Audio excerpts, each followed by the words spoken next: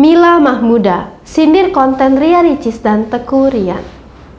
Sosok Mila Mahmuda sebelumnya sempat membuat heboh dikarenakan menuduh Lesti Kejora dan Rizky Bilar melakukan pembohongan publik. Selain itu, Mila Mahmuda juga sudah melaporkan Rizky Bilar dan Lesti Kejora ke pihak kepolisian.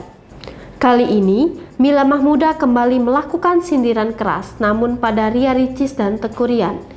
Dilansir Facebook Mila Mahmuda Jamhari, Rabu 20 Oktober 2021.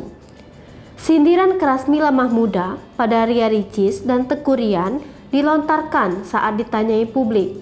Disebutkan secara keras bahwa Mila Mahmuda jijik dengan konten pasangan Ria Ricis dan Teuku Ryan. Diharapkan agar pasangan Ria Ricis dan Teuku Ryan segera menikah.